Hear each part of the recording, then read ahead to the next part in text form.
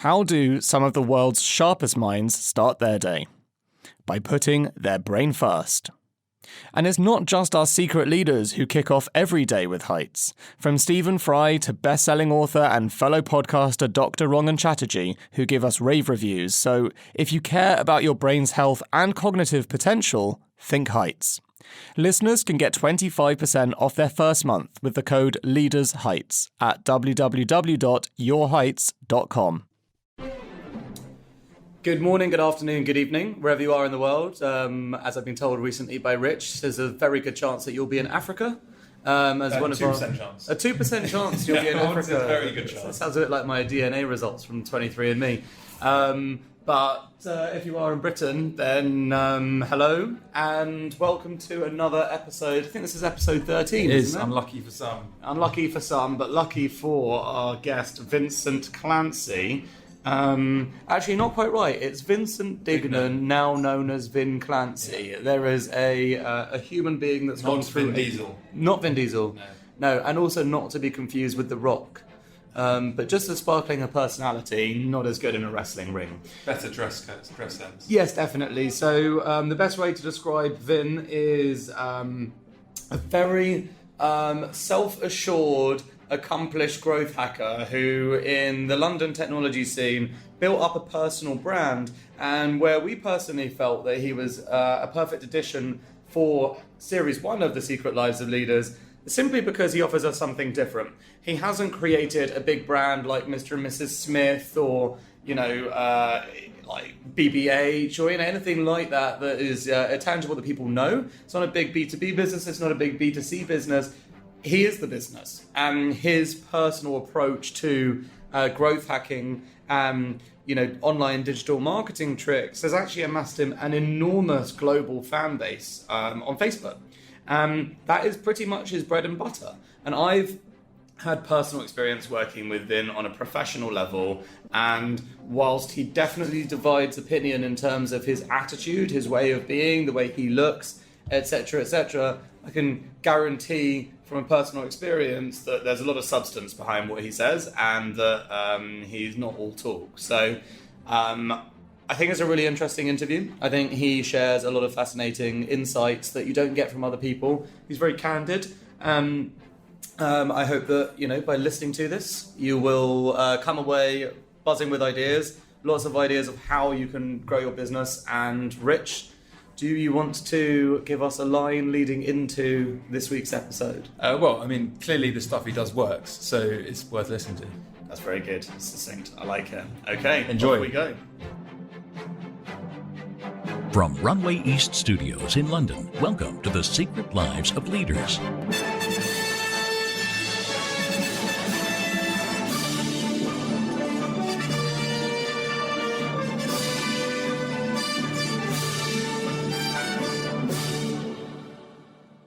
Today's guest is the self-styled Jesus Christ superstar of the organic viral growth world. He puts the M in millennial, the G in growth, and the WTF in fashion. A man who very much practices what he preaches and a true obsessive for the American personal branding school of thought. He knows that to stand out, you have to really stand out, and he does this to perfection. On his more toned-down days, he looks a little bit like Camden Market has thrown up on him. With fur jackets teamed with American flag spandex leggings, if you're walking the streets of London or indeed USA where he spends most of his time touring, you might mistake him for someone who's just really, really early for Burning Man. But instead, he's probably on his way to his next gig or consultancy session telling brands how to grow. In his own words, his mission is to help as many founders and companies grow in the fastest way possible using bespoke techniques, tactics, and software most people don't know about.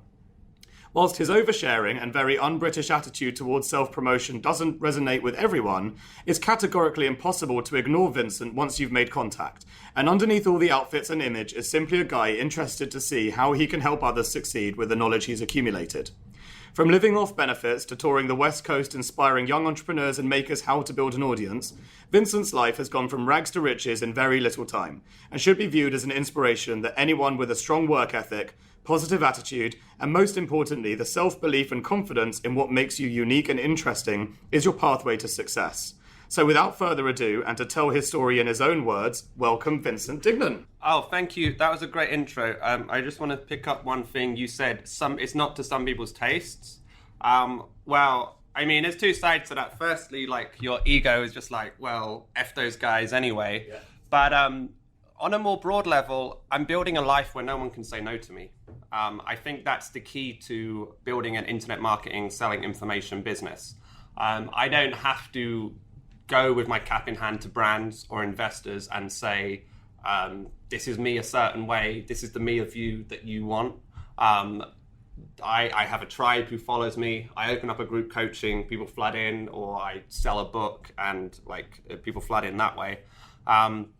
So yeah, it's building this lifestyle where I'm not dependent on gatekeepers. I have had good press, but it's kind of been incidental in such crazy ways. Like, I don't know many people who've raised 6 figures on Kickstarter without any press. It's pretty unprecedented. Everyone who does well on Kickstarter gets a flood of press normally on the first day. Yeah. So I'm sitting pretty right now. I'm not where I want to be, but I love this lifestyle I'm creating of people not saying no to me. Yeah. On a side note to that, my favorite company of this year is Dollar Beard Club. Have you heard of them? Dollar Beard Club, yes, I have. Ridiculous. Did like $1.5 million in revenue last month. What the hell are they selling? Beard oil. And like, you look at their Instagram and it's so cynical. And that's the thing with me. It's not for me to say whether an idea is good or bad. As someone who works in marketing, if it works, it's good. Yeah. So it's never to make a moral decision. But yeah, their Instagram is, if you grow a beard, fit girls will want to fuck you. It's such a good idea. I have actually recently grown a beard. And I just started using beard oil. Oh, really? No lie. So yeah. It hasn't happened yet, though. And then, of course, that's just the surface level. Underneath that, they have excellent affiliate programs, a fantastic content marketing strategy, super tight email funnels, and it's a super smart business.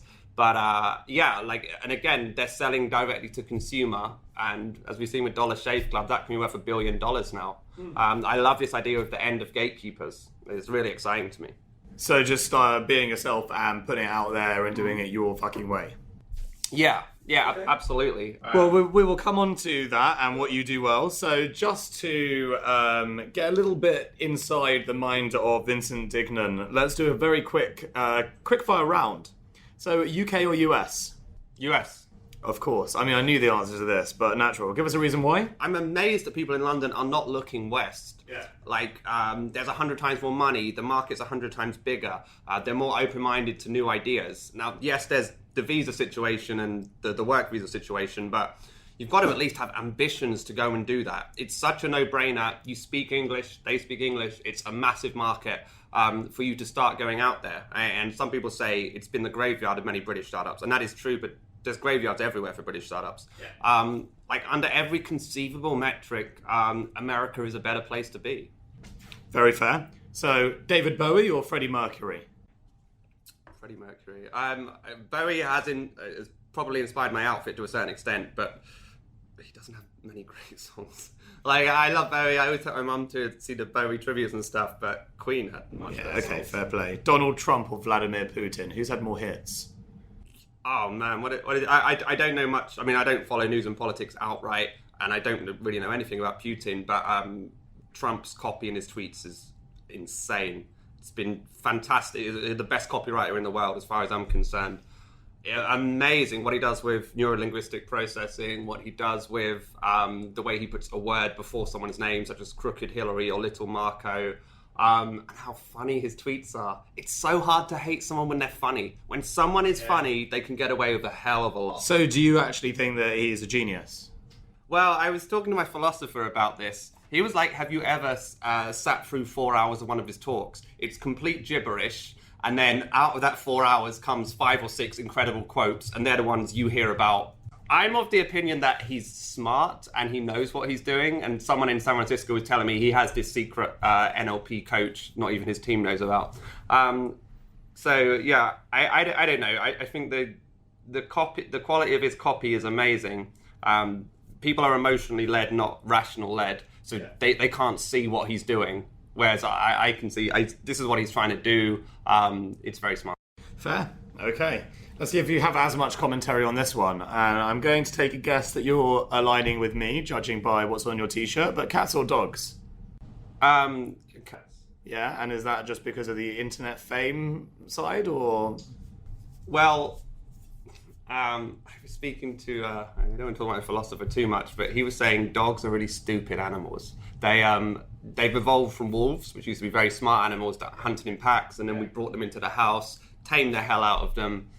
Now they just run out after sticks. Cats are still cool. They have this territory to protect. Yeah. They live their own lives. Like my parents' cat Dougie, he's always out there on serious cat business. Not to derail the quickfire too much, but talk to us about this philosopher. That's twice mentioned that now. Yeah? Let's talk about the philosopher. I feel like this is something that we need to bring up.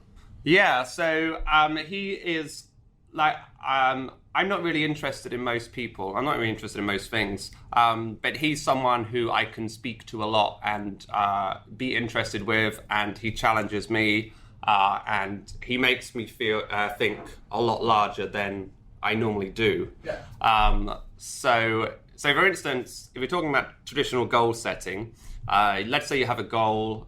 So he was like, what's the thing you want the most? And I would say, okay, so I have this big mansion in Los Angeles. I'm having this house party. I'm internationally recognized. I'm an author, or whatever, and so on. He's like, but it's not to do with the money. It's not to do with the place. It's to do with the feeling, right? And he's like, yes, that's true. So he's like, well, if that's the case, why wouldn't you just get the feeling now and short circuit all of that? So when you look at it that way, it just kind of like collapses your brain in. Yeah. So we have this on-off relationship. So how did you meet a philosopher? What was the basis of meeting a philosopher? And because I actually for the first time ever met a philosopher the other week. I actually met Professor A.C. Grayling at dinner. Yeah. And fucking hilarious because every single answer starts with yes but no or A but B, and it's really, really. You never meet, well, maybe like top lawyers, but you very rarely meet people who will rationalize both sides of an argument as every answer. And it's really enlightening in its own way, but makes you try and find the answer yourself. We've been friends for like 6 years, and he often disappears for periods. Like, I don't speak even this year, weeks or months, and then he just comes back and then we start talking or whatever. So he went away and spent like the last few years studying, for instance, the medical and scientific journals that people who teach NLP read. He will go and read that stuff. And then he will come up with his own forms of meditation or fear-based activities. And what's really interesting about him is, I'm like, you're sitting on a gold mine here. Like, your meditation stuff is better than the top meditation stuff. Yeah. Let's get you internet marketing. And he's like, for what ends? I don't need the money to feel a certain way. I don't need the fame. I may go public at some point, but, to have this information, to use it is enough for me. And as someone who's like very goal-driven and wants their hands on things, it really takes a lot for me to do it. Because I'm always like, well, what's the final outcome? What's the final goal? It's like, it's doing it in itself is its own outcome. Like when we used to play football in the street, there was never an outcome there, but it was amazing enjoyment the whole day. So he tries to get me back to that state. Okay, and is that working? Yeah. Or do you find it at odds with, like, deep down wanting to better your career with more internet marketing, more, and this is kind of the opposite, saying actually deep down inside you've got a lot of the things you're searching for already. Well, no, what I find is I have so much admin to do that I don't have the time and brain space to do what he says. Right. I realize that's an excuse. But so he can spend 100% of his time being creative and writing and so on because he's opted out of this game completely. Right. He may do a little coaching or something to pay the bills, but he's not playing this game. He doesn't have this ambitious game, so thus he can constantly have new breakthroughs. Very interesting, and I don't think I too often hear about someone that has their own personal philosopher in their back pocket, but usually if we were in America, I'm sure there'd be a therapist, but because we're in Britain, in case anyone is listening across the pond, it's very Harry Potter land over here, and it is indeed a philosopher. Look, straight into the meaty stuff. Tell us a little bit about your story then. So you've released a top-rated book called Secret Sauce, which is a step-by-step guide to growth hacking. You run a company called Magnifique today. And you started out with Planet Ivy, which is actually when I first met you. Yeah. A long time ago. Yeah. So let's start at the beginning. Why did you start Planet Ivy? So my ex told me I had to do something. What were you not doing? Working.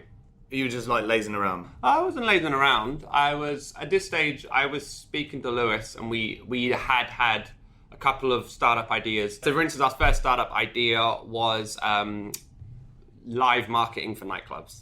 So for instance, our MVP was to go and interview people on the way into Fabric and give them suites to, if they worked with us. So we were trying to get the buy side of Fabric and then showing them the data. It didn't really get off the ground. We had one or two other ideas. And then I had a dream where the writers would be stars, not musicians. So I'd done some writing and I was thinking about what to do with it. And then my first thought was to make a Tumblr blog. I was like, this will not make any money. So the next day, having had this dream, I wanted to create a name for a magazine that Lil Wayne would wear on a t-shirt. So we found planetivy.com was available. We booked that. Lewis built the website, and then I called up every university in the country, cold calling, saying, we're building the coolest magazine in the UK, and it's gonna be like writing school. We're gonna get better at writing. Who wants in? So I just pounded the phone in like my apartment that like the government was paying for, and then going to sign on at job centers, job seekers allowance. And then that was the first tranche of writers. And then Lewis said, right, now it's time for you to get an editor. You shouldn't be editing, you should be the CEO. So I had two London writers, and I called up both of them, and then one of them was a guy called Barney, and he said, I've been thinking about doing something similar. I'd love to be your editor. So then we met George from Incubus in the street, and he said, did you know that Google Campus has just opened and they're giving free desk space? And then, so we went there, I signed up for that, and then that started Planet Ivy, when we legendarily had 16 writers in there, and Vicky was like, guys, this is ridiculous. Like, you're really taking the piss here. Yeah. So like half of the Google Campus was our writers who come in and write. So we started getting that going, writing a lot of content, making it go viral. And we had a hit article or two, and we got 1 million page views over a 3-month period. And then Lewis said, now go and look for investment. So we did one talk at the Lion's Cage event. The pitch sucked, but in the last 30 seconds, I said, this is our page views, which were phenomenal. And then Ravi, who had just left Facebook, said, I just started a consultancy company. I'd like to advise you and introduce you to investors. She introduced us to 3 investors. 2 of them put £150,000 in. We were off to the races. Scaled it to 1 million page views a month, or 1 million visitors a month, or whatever. And then we launched a second site, Screen Robot, got that to 1 million visitors a month. So we're getting 2 million a month when we got into the Techstars Accelerator, which was great. I was telling this story the other day. Like, once we'd got into Techstars and we'd agreed like what the investment money would be coming in, when we started Techstars, I had £800 in the bank. And I was just like, I know it's going to take you about a week to get the money, but we really need that money. So like we were at Death Store again. Yeah. So then we raised that money, and for various reasons, I'm probably writing a Medium post on this, like we couldn't sustain it. And then we became an agency, so growth hacking and copywriting. So did that for a year, and then started public speaking, and that's where like my brand took off, and that's where the clients took off because of the majority of American clients who were money bags. Right, yeah. Like summer 2015, I was asked to speak at South by Southwest V2V. And so in preparation for that, I started giving talks around here and honing my act. Yeah. And I went there and like, I'd never spoken in American before really. And then I won Best Speaker ahead of people who've been in the game years. And then from that one talk, I made like tens of thousands of dollars. To this day, I still get clients from it. It was like a phenomenal event to be on the main stage at a South by Southwest type event. So then I came home last summer and I was just like, like this is so much better than London. So my apartment got demolished. So then in October last year, I was just like, well, all my focus is on America anyway. So I just moved out of London. And moved out of London, but still in England. Yeah, I'm in Middlesex, okay. So it's like 45 minutes on a train. Yeah. And then I started the 100-day world tour this year. I then launched a book that's made like $105,000 so far. I massively increased my brand. Been featured in Fortune recently. And the most important thing I did this year is go to Tai Lopez mansion party in August. Okay. So the book came out and it was like, wow, so people will pay me money and I don't have to work with clients, I don't have to run an agency, but I still carry on running the agency because it's, you know, it's quite easy for me to automate all these things and make this money. But then I went to Ty Lopez Mansion Party. You had to have 400,000 followers to get in. Right. Or you had to be a kind of... And Ty Lopez is an influencer, correct? Yeah, so he has millions of followers. Yeah. So I get to his party and it's like a hip hop video. There's like girls in bikinis twerking. There's a rapper, there's a DJ, there's free bars everywhere. Beautiful Beverly Hills sunshine. I'm like, this is exactly what I thought America would be like. Yeah. So, but I didn't spend the whole day talking to girls and getting drunk. I spoke to his team and all the guys from ClickBank and the pickup artists and all of those guys who were in the affiliates and internet marketing game. And it was just like a real mind-blowing moment. I was like, so Ty makes X million per month. What is he really doing? He's teaching people, he's creating a few courses. He seems to spend the whole day on Snapchat and Instagram having a laugh. And that's what because it's all so automated in the back end. So I wrote to his guys and I was just like, damn, this is a much better business than running an agency because you're always swapping time for money. Yeah. As you scale up, then you've got to run an office full of people, which will nail you to the ground. It's nothing you can sell, really. Like another agency may gobble up your staff. Yeah. But so that was a real turning point for me, and that brings me to where I am now, where I started Traffic and Copy, the Facebook group, scaled that to over 10,000 members in 3 months. And then I did a launch for a group coaching program and made like low 5 figures with 3 posts in the group. I'm doing this next week, who's interested, and then a Facebook Live post, and then open up a Stripe cart, and it all went through. Right. So that's the path I'm on now, and then I have various projects in the internet marketing, and I'm kind of stepping away from growth hacking. Like, I'm the growth hacking guy, but I was in Belgium yesterday giving a growth hacking talk, and I was just like, this is the last time I'll ever do it. So like, I'll take those elements into internet marketing, but where I see myself taking this is to... I could take anyone off the street and make them $100,000 from coaching, consulting.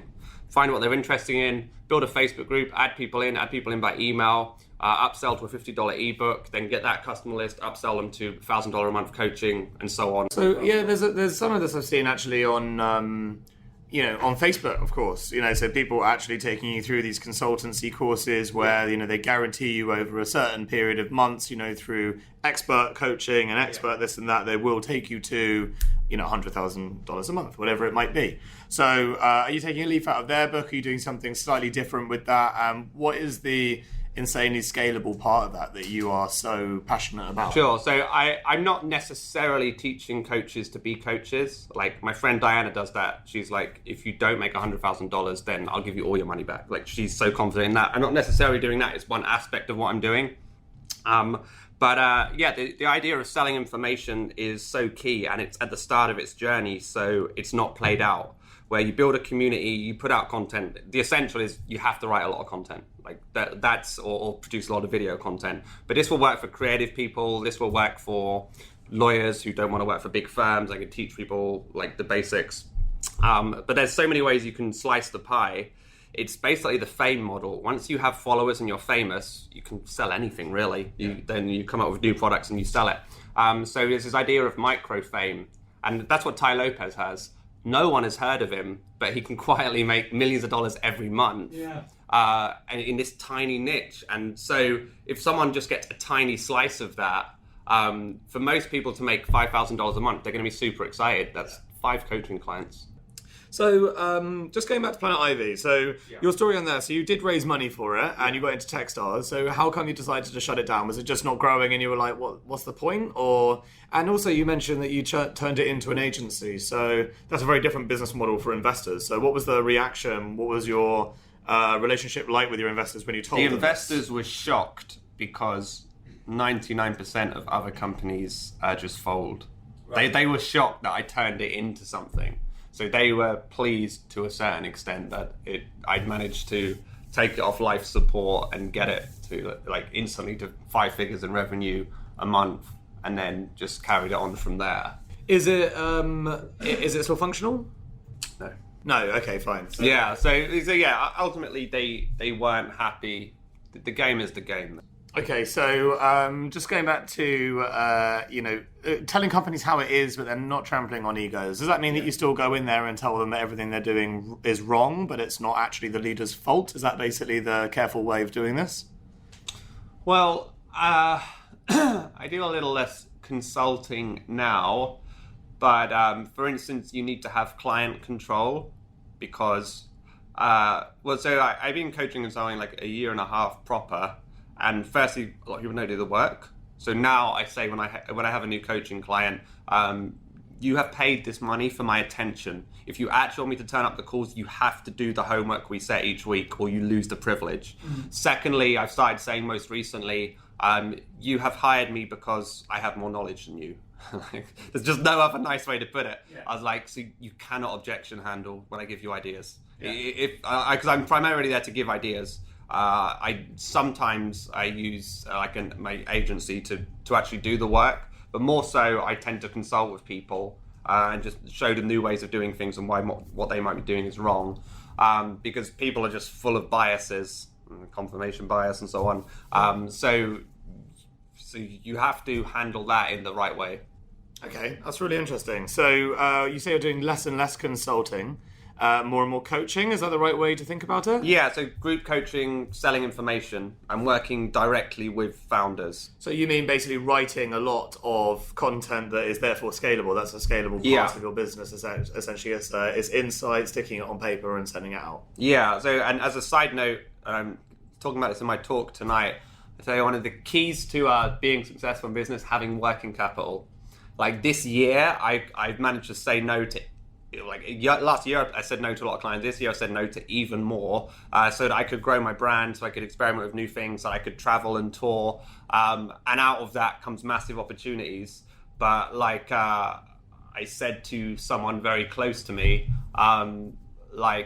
you haven't got $1,000 to pay for a mentor. What the fuck are you doing? How are you running a business? That is not a lot of money. It wasn't for me. It was for another mentor that I recommended him. Yeah. Having working capital is such a great thing. So that if you can afford to not pay yourself for a while, and you can do these experiments, that's what I've done. And I've said no to a lot of clients. And now I'm speaking to one client with God's grace is an absolutely massive deal, and that one I will keep. And I keep clients every now and then. But if you can launch an ebook and it sells $200,000 in a week, which is perfectly reasonable in a internet marketing business where you have a tribe, then why would you swap time for money? Okay, so having followed you on Facebook and Twitter for a while, it seems like one of your most recent lessons from your time in the USA really is the power of networks. So networks, community, friendships, how important are these to you specifically? It does, having known you for, I think I must have known you for 4 or 5 years now. It's interesting to see how, because you've always been a big, as am I, so absolutely pot kettle black here, but a big emotional oversharer on Facebook. But I do notice over the evolution of your own personal brand, it's less and less me, idea, etc., and more other people. This happened. This is who you should know. Is that fair? Yes. Kind of. Well, take us through the evolution a little bit. Firstly, I want to return to the earlier point. Yes. The power of networking. I didn't realize it until I started spending time in America, because I never met anyone who was that impressive to me. Yeah, I don't know if everyone reading this who knows me would say, what the hell have you... But for the specific things I need, which is people above me who have done the exact thing I'm trying to do a lot better than me. I do believe in the power of networks, but I spent half the reason I moved out of London, I never went out, I never networked, because it's just I don't see anyone to network with. So I completely do it, and that is one major difference with Americans. They really help each other. Because I didn't notice it at first, but every successful person I met, I noticed with these launches, they had all these friends and they would all share each other's stuff and so on. Yeah. And then, as you know, and I think you've written about this a little bit, Brits are this is mine, I'm not going to help you out when they could. if you've had issues I'm a with. big believer in pay it forward. Yeah, You need to do that. but like, and I still have all those British things inside of me, and like I'm self-aware of them. But like, for one, I keep with me the Smith song "We Hate It When Our Friends Get Successful." I still have that. I can't let it go. When someone else is successful, I'm like, that should be me, you know. And like Brits have like hundreds of those little things going on, and they don't share so much. And so Americans, the partnerships are rife. And I'm going to try and bring it back here. Sure. And like, that's why I want that. You have a much better network than me, so you can say, actually, if we brought these people to a mastermind, it'd be great. Yeah. And the second part of your question, personal branding. Yes and no. Firstly, like most sharing on social is egoic. I'm doing this. I'm enjoying this. These are my thoughts on this program. Like, I never do that. But like my main mentor, Dan Meredith, So he keeps an eye on my Facebook posts, and he's like my main mentor through what I'm doing with traffic and copy. And for instance, 3 weeks ago, he said, "You got to be careful with too many marketing posts. I'm starting to tune you out." So like, to build a personal brand, you never want to be the one who gives technical information. You want them to fall in love with you. So after saying that, I started to do posts about me and Charlie's photo shoot, like live video from a house party in Hollywood, and bring it back to me. To build a great brand, it's about them loving you. And then you can do multiple different things. Then I can do internet marketing, or I can do copywriting, productivity, nootropics, like all of these crossover things. But if I'm just the growth hacking guy, as soon as I do something different, you lose half the audience. Yeah, that makes great sense. I mean, using the LA model, that's like being typecast in a TV series and never being able to land like a movie job because everyone will always associate you with that character. Okay, very interesting. Well, then, if last night was your last ever growth hacking talk and you want to stop being the growth hacking guy, then I guess we better milk you for all you're worth. What are the best growth hacks you have to share with our listeners of all time? So this is Vincent Dignan's best ever growth hacks, and he can't literally be fucked to ever talk about them ever again. So literally play this on repeat over and over. Vincent, don't be selfish. Share the love. Tell young listeners how to grow. So let's start with, generally speaking, Audience, Audience, is my favorite growth hacking software ever. So that is, you can search anyone's bio in Twitter and Instagram. So if you're looking for fashion influencers, you just put the word fashion in the bio and it will find all those influencers. Then you can segment it by how many followers they have. Then you have like a slew of people that you can contact about giving you a shout out. Or on Twitter, you can follow all of those people, and then when they follow you back, you can start talking to them, building a relationship. But like, whatever niche you're in, they are on Twitter. So you can get all of this data and for free reach out to them. So in terms of social media growth hacking, that's one of the best things. I'm going to do a webinar on how to build a Facebook group. That's the other major growth area that you can do for free. I could do a top 5 in that. Okay, so right now, Facebook, it's a white space to build groups. On Facebook, are guaranteed going to stop this in the next 6 to 9 months. I heard from the inside. If you guys both have 1,000 friends on Facebook and you start a Facebook group today, you could add all of your friends into that group and it would have 2,000 people in it in 48 hours time. That's pretty amazing. That's 2,000 people who will see your posts. So you have that community. 10% will leave right away because it's an irrelevant group, but then you still have like 1,800 people in that group. So that's massive. Then you can add about 45 people a day by email from now until eternity. I wouldn't start that until the second month. Then you need to post in it 3 times a day so that people start to see you in their feed. You trigger the Facebook algorithm if you post a lot. Have no external links in the group because they get blocked by Facebook. No external links, meaning you're not copying someone else's Medium post and sticking it in there and going, what does everyone think about this? You would copy and paste the entire thing as text, and then you would say via Medium at the bottom. Okay. So that's how you would get the content for it. And then I would at the start let anyone post in just because you're desperate for engagement and you don't want the group to be dead. But after a little while, you have to close that off and have it by invitation only. You grow it by giving giveaways, so 1 hour consulting or a free version of your product, whatever. If you invite 15 friends into the group, and that will be enough to get you to 3,000, 4,000 members. So Facebook groups are amazing. Twitter is great for that audience stuff. Public speaking, if you're selling product that's high dollar to a few people, such as consultancy or coaching, then public speaking is the best way to get traction. How you grow as a speaker is you use Google Slides, you create a black background with white text on it because it stands out a hell of a lot more. Try and keep the words to a minimum, put GIFs and big pictures on the slides and people will like it more. You can put all the words on it and read it off if you're new to it. As long as the content's good, you can get away with anything. And then to get gigs, go on Meetup and Eventbrite. Tap in your niche, so fashion, food, startups, whatever.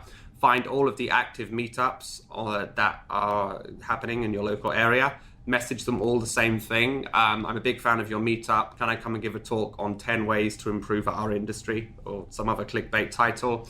I have a massive network I can invite. Just say that, they never check, and then that's more likely to convert. And then you copy and paste that to all of them, and about 1 in 4 will get back to you.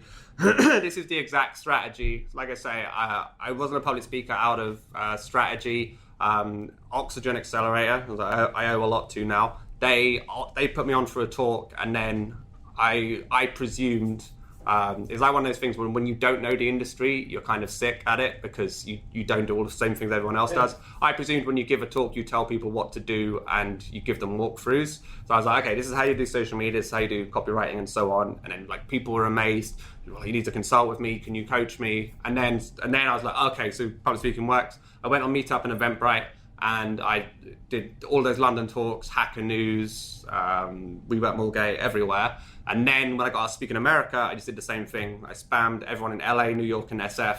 LA got back to me, and then within a month's notice, I had like 9 talks in America. So that's how you do public speaking. Were they all paid, or was it a mix? No, all of them are free. It's just about getting your name out there. Yeah, and then as a consultant, like you show knowledge, and then they'll hire you. Yeah. And in terms of on the day, watch the speaker before you so you don't repeat anything they say. And if it's a really good audience, what you want to do is obviously email me for slides, then you get all their emails, but run to the back of the room when you finish, especially if you're the last speaker, and then have like a stack of your business cards, and as everyone goes by, they'll say great talk, and then you can swap business cards, so no one escapes your loop. So public speaking is that one, Facebook groups, Twitter. I always speak about Charlie app. Type in anyone's email address and you find all the public information about them on the internet, all their blog posts, all their LinkedIn, all their company news. This also works. It's called Charlie app. Yeah. Yeah, okay. It also works for Tinder dates. You get your date, you get their email, find out all about them, talk about that stuff on the date. Amazing. Love that. So a Tinder hack as well. Yeah. Okay, so you've talked a lot about like actual hacks, and thank you very much for sharing all of those, by the way. Do you see yourself as an entrepreneur? Yes. And can you define the term? An entrepreneur is someone that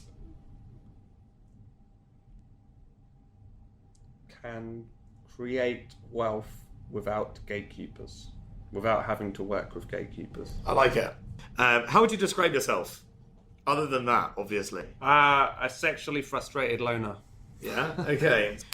Moving into the end and the business end of the interview, and it has been super interesting. So thank you for your taking me completely off piste. I've basically asked 0 questions that we prepared, so that was an absolute waste of time. But some top advice from you. So our listeners are keen to understand 2 things from you: how to avoid making mistakes as young founders, and secondly, how to grow their business. Sure. The first one is to have mentors who've done the exact thing you're trying to do. And I wish I'd done that a lot earlier. Yeah. So it's also like finding relevant mentors. They'd be like, oh, I want my mentor to be like Richard Branson. It's like, I want to get someone realistic who can actually help you. Yeah, they just won't have time. I mean, Branson, Elon Musk has just been mad to try and get them as your mentor. But yeah, get someone like, I guess bad mentors might be better than no mentors, but at the same time, there's that whole ignore people who will tell you what you can't do. Like I pitched one of Ramit Seffi's, I teach you how to be rich guy, an idea that for a business I want to launch next year. He said it will not work. The churn of users will be too strong. So I'm like, wait, do I take his advice because he's good, or do I rebel against it as an entrepreneur? Yeah, that's tricky. Well, what's the answer from your perspective? It's too broad, but like for instance with Dan Meredith, he's because he's done the exact thing. I find it's just easier to do exactly what he says, and everything he's told me has been great. Yeah, okay, that makes sense. And secondly was how to grow business. Broad, obviously. I think one of my parts of my secret sauce is an obsession with my audience. I completely understand them inside and out, their hopes, fears, and dreams, and then I can write content that's linked to that. I think you can never go wrong with an obsession with audience. Also, an obsession with having working capital, so you're not having to have a fucking meeting over $100 piece of software. Like, I think a lot of people look at me and they go, you built on welfare, so I don't need money to run a business. It's so much easier with working capital. Yeah. It's important to have that. I'm the exception. Also, I was playing the VC game. You can play the VC game and then with your staff be like, guys, money is coming, like, please work for me and then we'll sort it out later. And I did. But if you're building like a cash business, not a VC business, you need to get money in as soon as possible. Yeah, fair. What do you prefer? Do you prefer the idea? I mean, it seems to me, obviously, the personal journey on building your scalable brand and yourself, we don't have to answer to anyone, is obviously the exciting thing here. But do you see yourself running a big company one day? Like, being a leader of lots of passionate young people? I mean, that's actually something, interestingly, our next guest, Daniel Priestley, he's an author. Yeah. Same kind of vibe. This whole theme is around, helping people become personal brands and self-branding and personal growth. And he's built a business out of that, right? Like a consultancy that actually trains people to basically become their own personal brands. Do you see kind of correlations? Would you be interested in doing that? I guess I don't really like routine as much. That's like, it sounds like a business that has like an office and stuff. I do finally have a business in mind that I want to launch, but it's in the internet marketing space. Right. I like invisible goods. I don't want to have to mail you anything physical. It's bulky. I don't want a lot of staff on my projects. I love internet marketing because it's all invisible. Sell ebooks, sell consultancy, sell webinars. It's no stock, anything like that. So I've forgotten the question now. The question is, would you see yourself running a big company or? Yeah, absolutely. And like, to grow your personal brand, like, you can only get to a level before you need to hire out. And like, I am aggressively hiring right now, because you hit a ceiling, and you also just get a mental amount of work. So as soon as something comes up, like you go on tour, it just piles up massively. Apart from get a mentor, what's the best piece of advice you've ever been given? Oh, what a great question. That wasn't where I thought the question was going to go. The best piece of advice I've ever been given? Any chance you could be more specific? I'm kind of blanking out. Yeah, no, that's fine. So we could ask a different question anyway and just blank that one out at all. So the thing is, you've gone on a lot about mentorship, and that is brilliant advice. But in your personal growth story, what has been said to you that you're like, that's really helpful. I really appreciate that. The thing is, like, I've been such a lone wolf for so long. I've only just started having mentors that everything I did was kind of off my own back on my own ideas, which is a good thing, but probably also a bad thing. Like, in terms of advice, I mean, broadly speaking, Dan Kennedy is the smartest marketer of all time. If anyone goes and reads his stuff, Jay Abraham, Evan Pagan, it will blow your mind. When I only discovered this a few weeks ago through this site called My Note-Taking Nerd, Dexter, who's Dan Meredith's mentor, and I was like, fucking hell, I don't know anything about business when I read these Dan Kennedy notes. And then I think, well, if I don't, what about the tribe behind me? So I recommend everyone read Dan Kennedy. So that's a great piece of advice. So your best piece of advice to offer people is actually to find the smartest key contributors, the key people of influence in the industry, full stop, and learn what they have to share because they do know more. Yeah, absolutely. So it's actually to be adaptable and actually listen and learn realistically. Yeah, and when you're knee deep in your startup, you tend to forget that you need to learn new things. Yeah, that's very fair. So just wrapping up here, where do you see yourself in 10 years, apart from obviously on a beach in LA? Yeah, well, with God's grace, I'll be living in Los Angeles, just writing and speaking. I want to outsource everything else and run a business which changes a lot of people's lives. I want to work more with creative people rather than business people in the long term. Yeah. So like help them fight the effects of the internet destroying their careers. Right. I really believe in the internet marketing model rather than musicians trying to be business people, which they're not. They should just do the internet marketing model. Give out free content and then exclusive content, or they can coach people who are the big fans. That makes sense. I like that.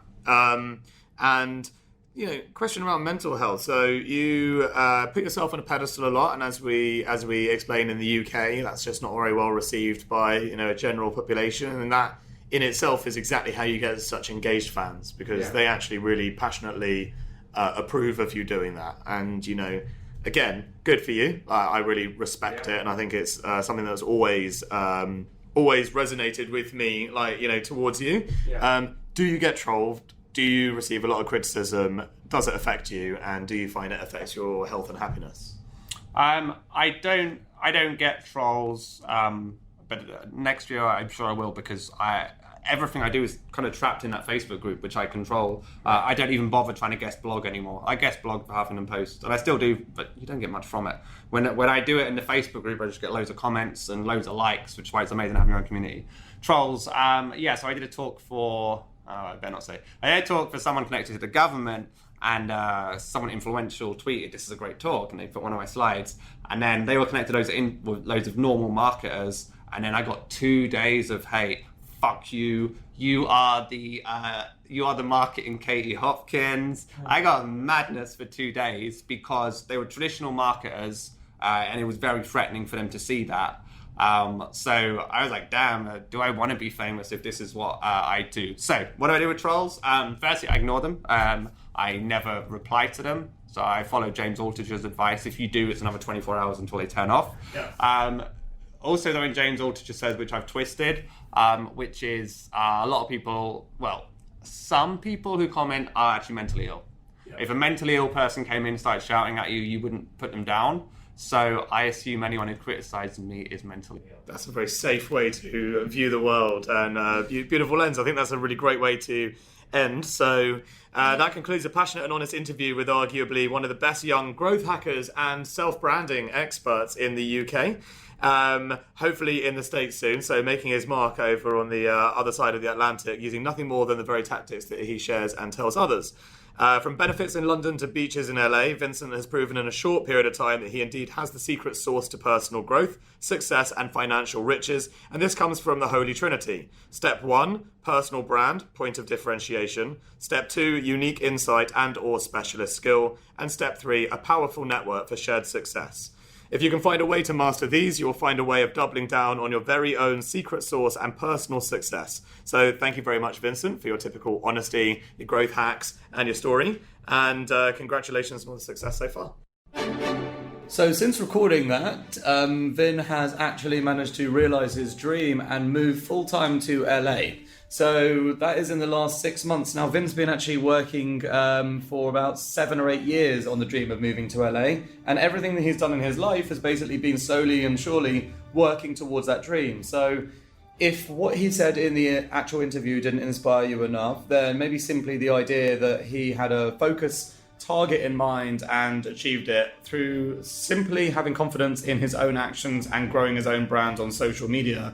If that doesn't give you any confidence, then potentially next week's episode will instead. We're back to founders of well-known brands, and this time we have the enviably cool, always wearing Converses because she's running between meetings, everyone's favourite Sarah Wood, who is one of the best-known female entrepreneurs in the UK and arguably just one of the best-known entrepreneurs regardless of gender in the UK, because she is the co-founder of Unruly. And Unruly, as you will find out next week, had a fantastic exit of £150 million to Rupert Murdoch's News Corp. Obviously, whatever you think about that, you can discuss after listening to next week's episode, because you're in for a treat. Sarah is one of the coolest people in Britain. So thank you very much. And Rich, see us out with the usual. Yeah, so don't forget to subscribe to us. We've only got how many episodes we've got left? We've got only two. Sarah and Simon Cook. So I've just given away who's after that. So yeah, to subscribe to us. We will be doing more of these episodes after Series 1. Yes, subscribe to us on iTunes. We're on SoundCloud. We're also on YouTube. Search for Secret Leaders or Secret Lives of Leaders. If you want to see all the historic episodes and just download them to your computer, you can do that by going to secretleaders.com. And if you've got any advice, tips, coaching, complaints for Dan especially, then just email us at hello@secretleaders.com. So coaching for Reg. Coaching for me. We look forward to seeing you next week with Sarah. Thank you very much. Goodbye.